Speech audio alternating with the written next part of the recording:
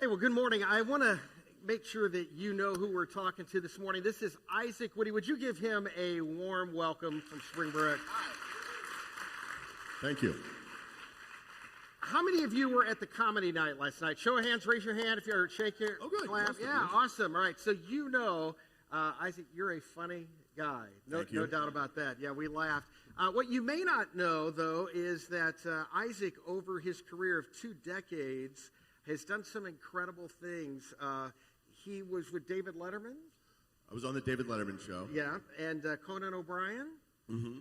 And what else? I know you've done a number of things. I have a dry bar special out right now. I was on that show, Comics Unleashed. You ever heard of that show? It's where comedians sit around on a couch and pretend like their material is off the top of their head. But really, it's incredibly planned.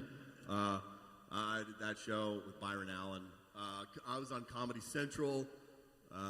Yeah, those are probably my... And you just recently Prairie Home Companion with Garrison Keillor. Not many comedians can say that. You recently released a brand new special, right? Yeah, that was the Dry Bar special. The Dry Bar special, Mm-hmm. yeah. Yep. Awesome. Well, you know what I wanted to do with Isaac this morning is kind of give you the background. If you were here last night, heard his comedy, he's no doubt funny, but there's a story behind all of this that I certainly was intrigued with when you and I spoke together. So let's start back at the beginning with your childhood for a minute. Now, your dad was in a career path that you didn't choose. So tell us about what your dad did. Well, I was a PK. I was a pastor's kid. My parents, they pastored a church in Grove, Oklahoma from the time until I was in the 7th grade. So I was raised in children's church, and my parents were actually before that and after that, they were what sounds weird, but they were Christian comedians. They would go into churches and they would do sketch comedy, and I was the little kid in the back in the sound booth that would hit the sound cues for them, and they were in the ministry pretty much up in my whole life. And your dad was kind of like a minor league celebrity sort of, right? Both my parents were, yeah. Like there was a show called, you might remember in the 90s, if any of you used to watch Christian television in the 90s on TBN, there was a show called The Gospel Bill Show. Does that ring a bell with anybody? You know, my parents were on that show. It was a kids show. Then there was another show called Fire by Night for teenagers, and they were on that show. So there was a certain sect of the church where my parents were kind of minor league celebrities, and they would travel all over, and I would travel with them a lot of times. And their ministry was I think we would use the word, in fact you used it, was a kind of a charismatic ministry, kind of sort of feeling. I was raised in the charismatic church. Yeah, it was I don't know. Yeah, it's kind of Pentecostal-esque. Okay. You know, like there's a lot of feeling involved. There's a lot of like. If in the church I was raised in, there was a lot of, dancing, and it was a lot of emotion driven, a lot. I mean, I'm not saying that it was brainless, but it was a lot of emotion over what are we really doing here, That's the type of church. And as a result of that, when we talked, you knew about feeling, but you equated there has to be a feeling to know God, and you didn't quite. Yeah, I would see my family, and I would see my people in church. I would see them express this great emotion, and I would always think, I don't really feel what they're feeling. So I would think, am I doing something wrong because I'm not feeling this? I'm not crying, or I'm not. I don't know. So I thought, this is not for me, because I'm not like these people, because I'm not feeling what they're feeling. So how could this be real? And yet, at 6 years of age, you did what a lot of kids do in church. You made a what? I said a sinner's prayer. Yeah. I remember when I was like 5 or 6 years old, I said the sinner's prayer. I got baptized. I went to church all the time. All my friends were church friends. My whole life was church, And then even as a teenager, you went on trips and. Yeah, I even there were even some one or two emotional things that happened at teen camp. Usually surrounding a girl, most likely, but yeah. There was that, yeah. Exactly. But there was teen camp experiences where I, would have these experiences that were very emotional, and I don't think that wasn't real. It's just that I made I remember making conscious efforts. There were thoughts afterwards where, when I go back home, this is over, that was. So you guys have been to teen camp apparently before, yeah, exactly. So when you got into 8th grade, though, you became enamored with the very thing that you're in now. I discovered stand-up when I was in the 8th grade. I started watching. There were back in the 80s and early 90s. That was known as the comedy boom days, when A&E's Evening at the Improv was on TV every night of the week. I would tape those guys and watch comedy. I would watch these comics over and over and over again when I was in the 8th grade, and just got enamored with the idea of being a comedian. Not necessarily with being famous. I never was like, I want to be a comedian to be famous. I just admired the craft, and I admired these comedians so much that I just really wanted to be a part of it. I remember buying a book called Judy Carter's book, Stand-Up Comedy, the book, and learning like in the 8th grade, step 1, how to write a joke. I was just fascinated with it.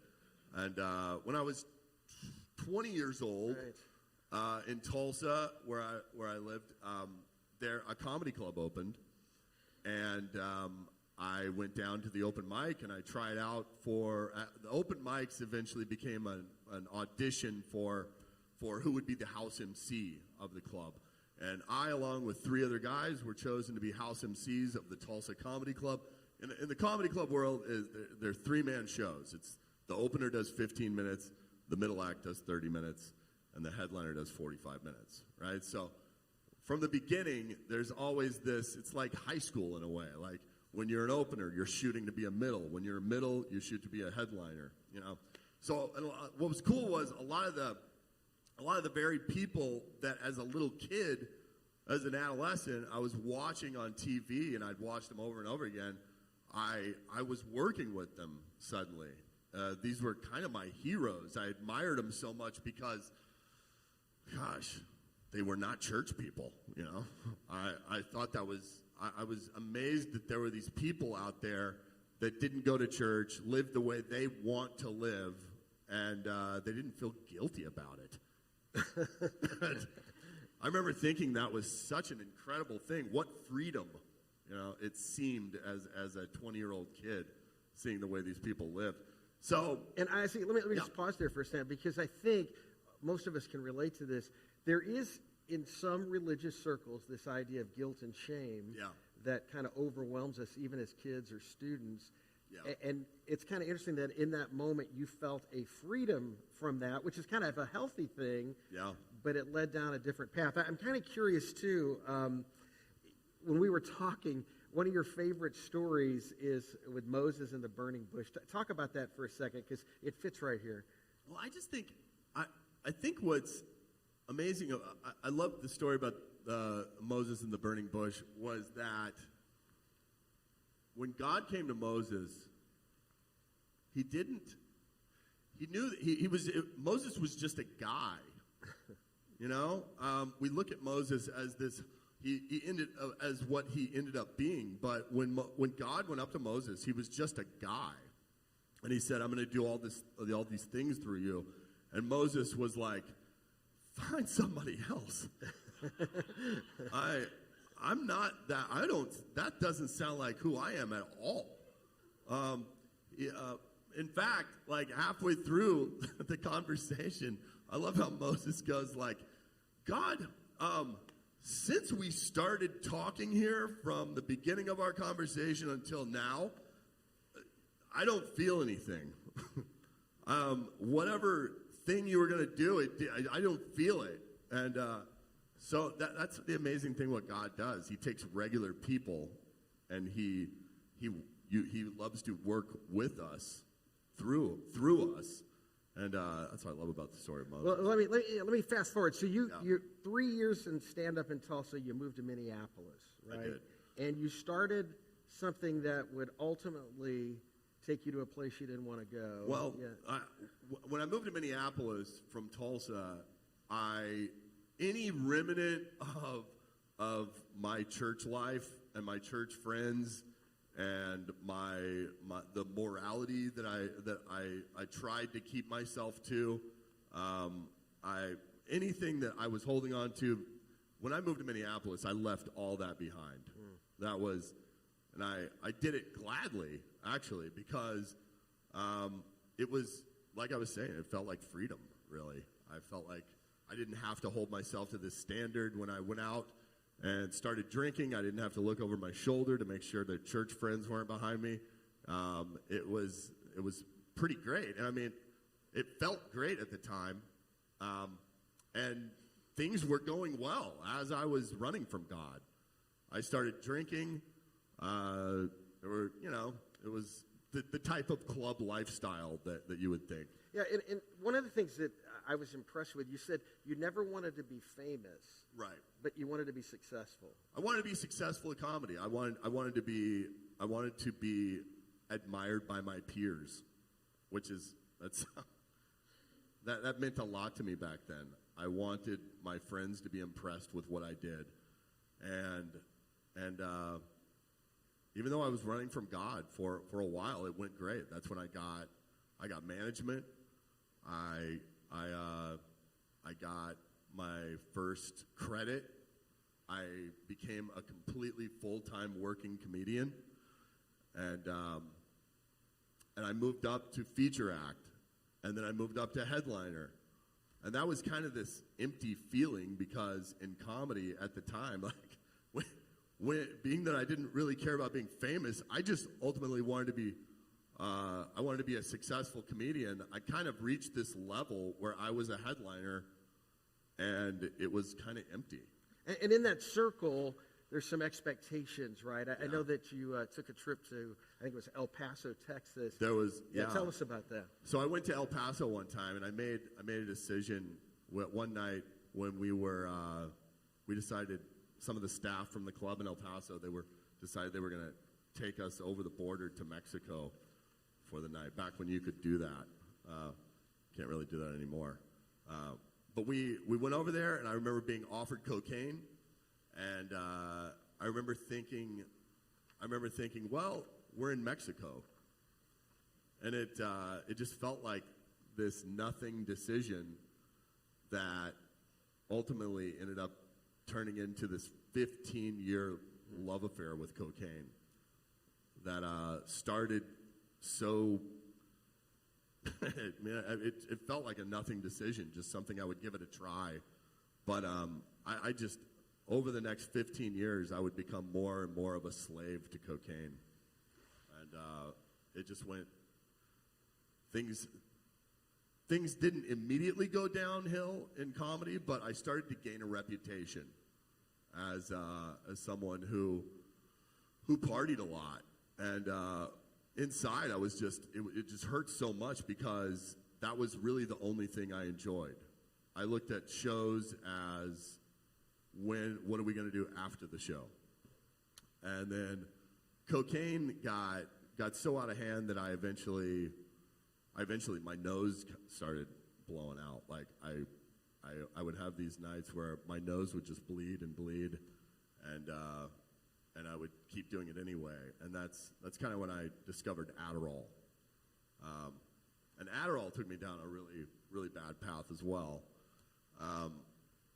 Even though I was still working, and as best I could, while trying to serve two masters, comedy and drugs. And the interesting part here, so you went from cocaine to Adderall, but that wasn't the last stop. No. There was let me tell you about the thing that really made me hit rock bottom first. There was, so years later, after getting into cocaine and Adderall and going downhill with drinking, and my life had just gone way down, I then, one night, when I lived in New York, I became friends with someone who eventually became a household name. I became friends with a comedian named Amy Schumer. And so when I was living in Minneapolis, I saw that in the newspaper that she was going to be coming to town and playing Target Center, which is a gigantic 10,000-seat venue. It's where the Timberwolves play. So I was like, hey, do you want to hang out when you're in town? And she said, actually, yeah, definitely. She said, actually, would you like to open for me? So I was like, absolutely, yeah. It just felt like this incredible opportunity to be able to work such a huge venue like that.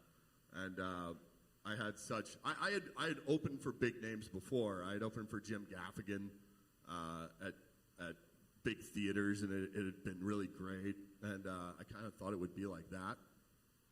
But it turned out to be just a huge crushing failure. I'd always held myself to this standard of, even though my life is total garbage off stage, whenever I get on stage, I know that I can pull it together, and I can be the person that everyone thinks I am when I get on stage. But that night, I went on stage in front of 10,000 people and just bombed, and it was a crushing blow to me. Let me interrupt you here and just. Cocaine, Adderall, meth was a part of this whole thing as well. Yes. Yeah. So when you and I were talking before, I asked you this question because I'm not a comedian. Although the outfit apparently the official club. You looked the part. We did not plan this at all. So while I may not be a guitarist or a singer like Johnny, but apparently I'm funny. Anyway. One of the things that you mentioned that you bombed, and I said, so I kind of know what it feels like to bomb in a sermon, but tell me. I want to know what that sounds like. Yeah. Similar, but they're nicer. Yeah. Tell us. I don't feel anything. Yeah, exactly. What is it like when you say you bombed in a 10,000-seat auditorium as a well-known comedian opening up for even a more well-known comedian, and when you described it to me, use some words. Talk about that. Well, I may have been successful at comedy, but I was not known. These people did not know who I was. They just looked at me as the opening act. In an opening act situation at a giant venue like that, they pretty much treat the opening act as, I can't wait till the next person's on, and that which was not the case when I had opened for big names before. They would get up and go get a drink, go to the bathroom, or they would turn to their friend and talk about how much they hate the opening act. There was a lot of jeering and fake laughing, and there was booing. It was brutal. You even said taunting. It was taunting, yeah, with their fake laughing and stuff like that. It was pretty brutal. Yeah, so it's at this point you make a decision about comedy. Oh, yeah. At that point, when it was such a crushing blow at that point that I just decided I'd always fancied myself I'm a comedian, and on the side I party a lot. After that happened, that was just a moment of identity. I quit comedy, and I put all of my effort and all of my passion into my addiction. In my own mind, at that time, I was just a drug addict. I quit comedy. I started selling furniture, and I upped my Adderall. And if you don't know what Adderall is, by the way, it's a drug that makes selling sofas really exciting. So I used to take. That was about the time when my Adderall. One day while I was selling furniture, I couldn't find any Adderall, but I was able to find meth. And I was told that it was pretty much the same thing. It's from the same family. So at that point, that's when I started smoking meth, and I smoked meth for the next 2 years. And I think one of the things that became clear to me is it was at that point where you didn't know your identity anymore. No, I would say that was the time in my life that was just 2 years of straight up addiction. Well, talk to us about Mark 5. Yeah. Because that's a great story that you connect at this point about the demon-possessed man. I love the Mark chapter 5 where it talks about this demon-possessed man who throws himself in front of Jesus, and he says, "What will you do with me?" And Jesus talks to the demons. He says, "Leave them, leave this guy." And the demons, they talk him into being thrown into the pigs. This crazy story. Then the pigs go out. The man is well. Let me back up here. I can identify with the demon-possessed man because of the chains. It says in the Bible that this guy was chained in caves, and he was so strong with the demons, he would break away from the chains, and then they'd try to chain him up, and he would howl at the night. This guy was a circus freak, and that's what addiction does to you, man. It takes your identity away from you. I had pursued being a successful comedian and ended up being a meth head furniture salesman. In fact, in the story of the demon-possessed man, Jesus asked him his identity. Yeah. Right. He talks to him, and he goes, "What is your name?" And he says, "We are legion, for we are many." This is a man who's lost his identity so much, he doesn't even have a name anymore. And that's what I felt. Because I might as well have been chained to my computer back in my extreme porn addiction and my extreme meth addiction. It was comparable. And the people in that town, their reaction to Jesus. I think two fascinating things happen at the end of that story. One, Jesus does this amazing thing.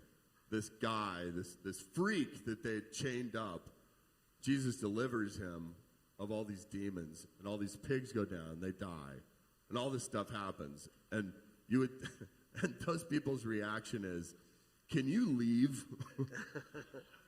It's so amazing. And the other amazing thing is that demon-possessed man then completely delivered in his own mind for the first time these townspeople have ever seen him like that. He says to Jesus, "I want to come with you." And Jesus says, "No."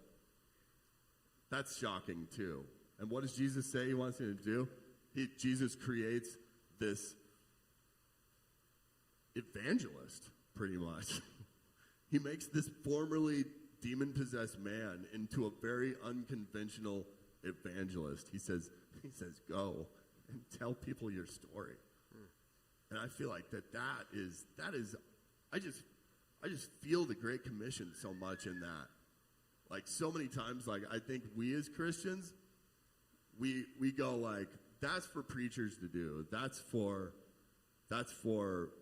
not for me to do.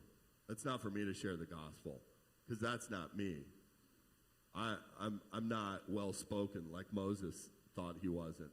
But Jesus looks at this man with that had been chained up, that the city looked at as a freak, and he turns his life around and he goes, I want you to go tell people about me."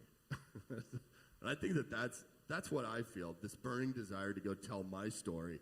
And I always tell people, like, that's your job too. That's your job, to tell people your story. So at this point in your story, you are at the lowest you've ever been, and you make a phone call to your sister. Right. Tell us about that. I called my sister one day when I was pretty much out of options. And thank God I ran out of options too, because I needed extreme failure. Thank God that turns out that was wonderful that I bombed in front of all those people, and it brought me to my knees, because it needed to happen, because I was so arrogant and I couldn't see things the way they really were. So I started to be, through my addiction and all that, like I became suicidal. I called my sister one day and I said, "I don't think I'm going to kill myself, but I think about it all the time." And she said, "What can I do to help?" My sister she's a pastor. Her and my brother-in-law is a pastor, and they pastor a church. Right now they do.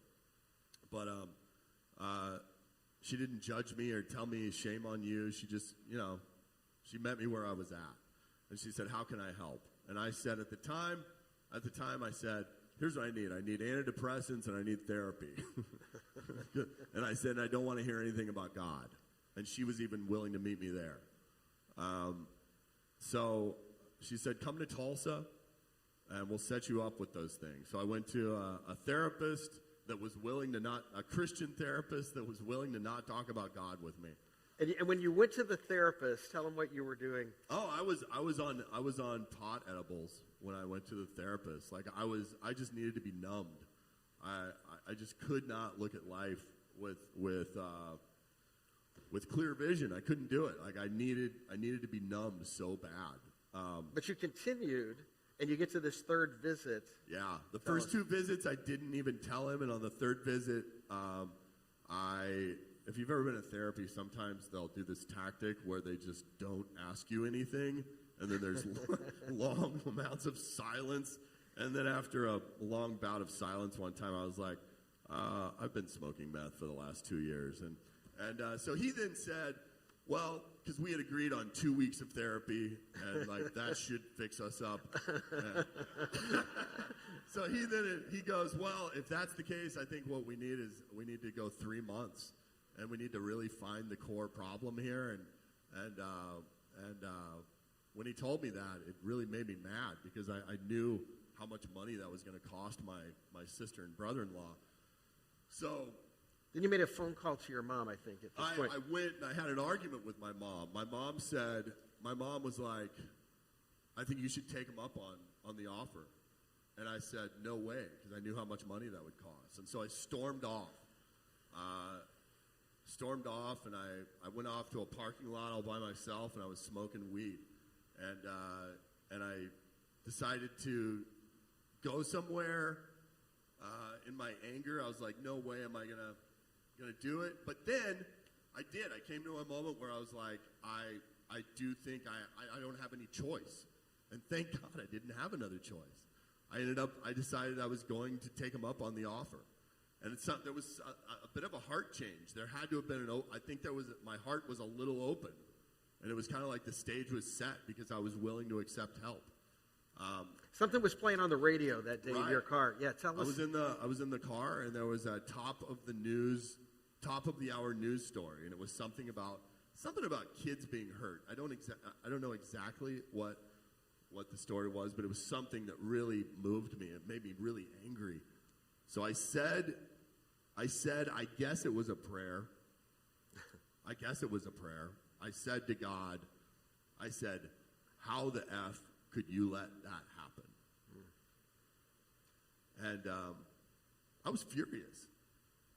And with all of the anger, I went to God with my angry prayer, with even having the F word in it.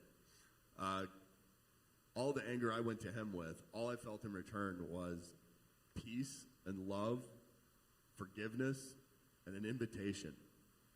And that was the day, with that crazy prayer that God took very seriously, that was the day that my life changed. And I accepted that invitation, and that was the day I became a Christian and accepted Jesus in my heart. And I want you to pause there, because I think for context, here you are in a parking lot, on drugs, praying a prayer, and sometimes we can almost want to sanitize this and say, oh, you must have sobered up or all those things. That wasn't your case. Right. Well, I mean, a miracle occurred in that I never did hard drugs again.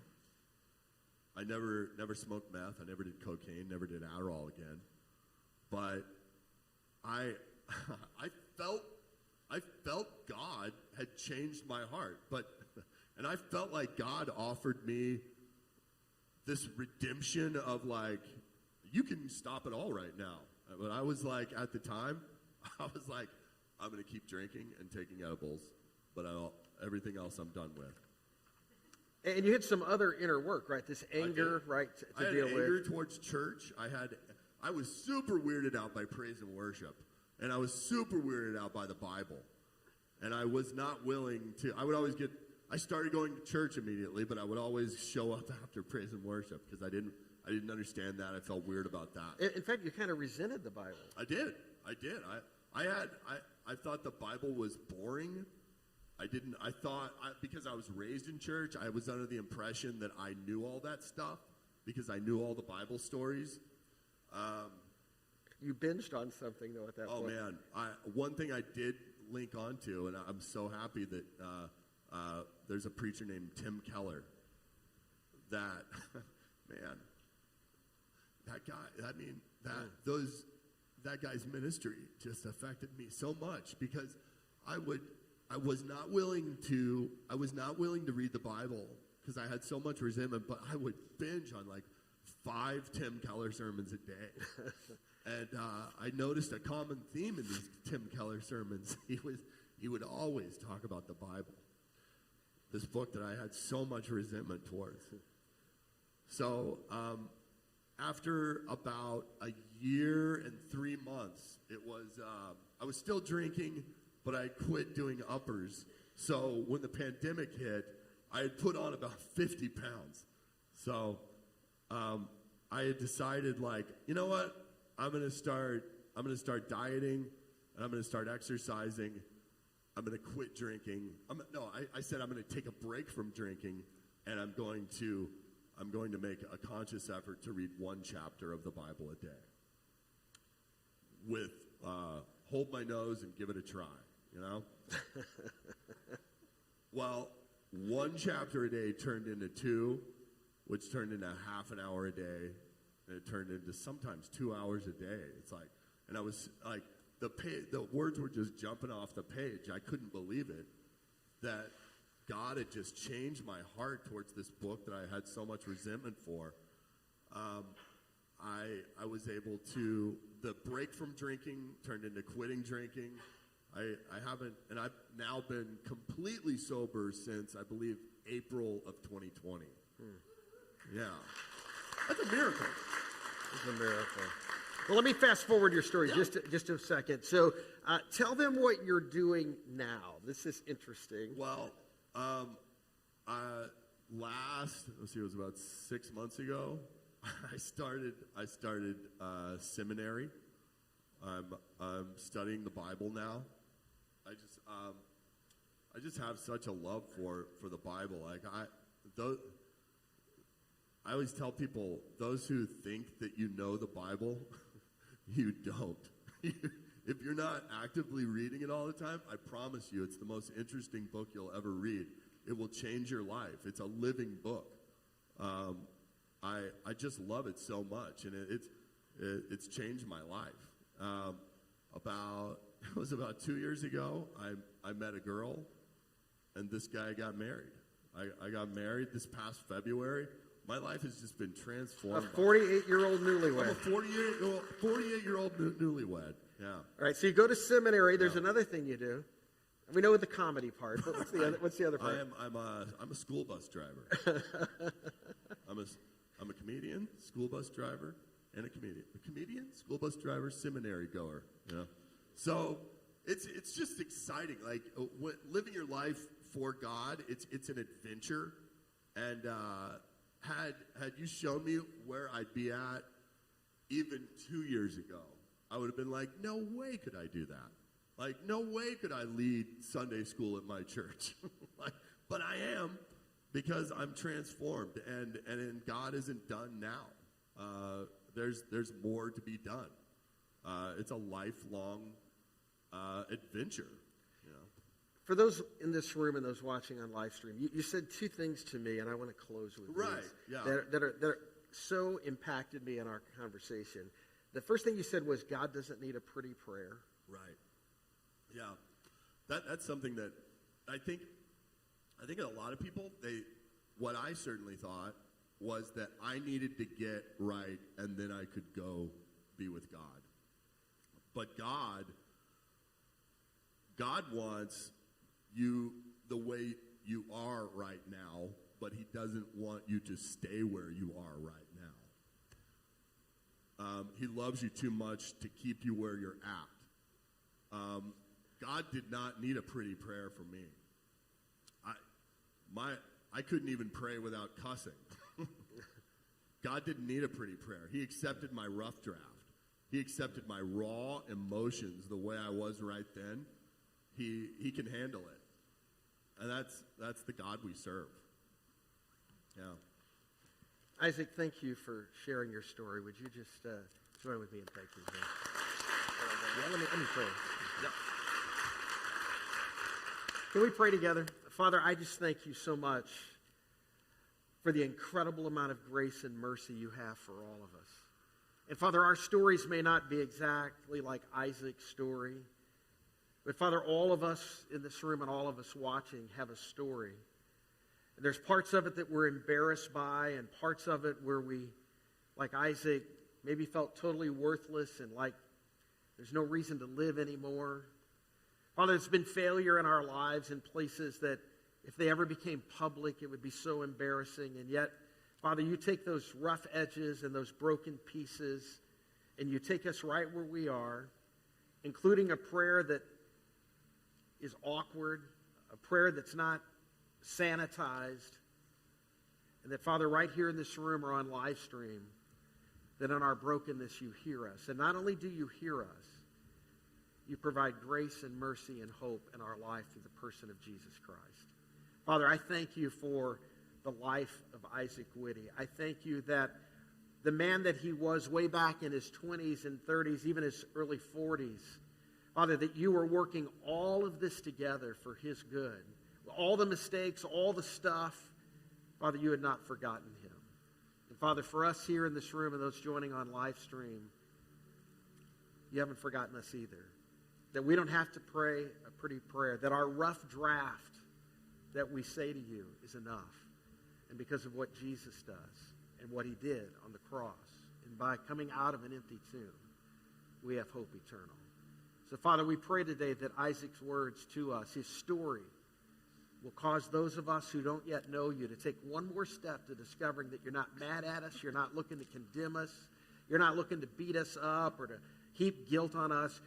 You came that we might have life and have it more abundantly.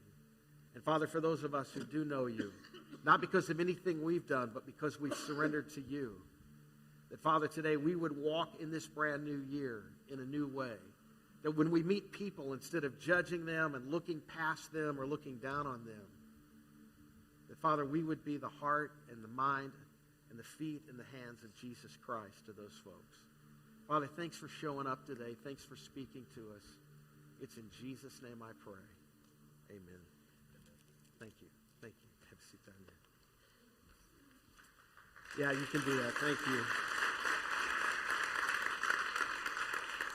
You know, one of the things that all of us know is that sometimes the pain in our life and the humor in our life are so intersected. And I so appreciate Isaac's story, not just of him being funny. If you were here last night, you can go home and watch it on YouTube. He's funny, but the power of his story is transferable to all of us. I'm going to hang down here when we're done in just a moment. And if you're here and you don't have a personal relationship with Christ, I'd love to help you take that step. Maybe you're here and you're already a Christ follower, but maybe part of Isaac's story, you're like, man, I have so gone the wrong way. I've so taken the wrong journey. I'd love to pray for you too. So I'm going to be here when we're done. Well, you know, we're 7 days into a brand new year. And I thought, you know, as we begin this new year, I want to give you 3 simple things to do financially in wisdom, right? Because everybody in the new year starts off, I'm going to make a budget. I'm going to do all these things. And I kind of want you to picture this way as a bucket.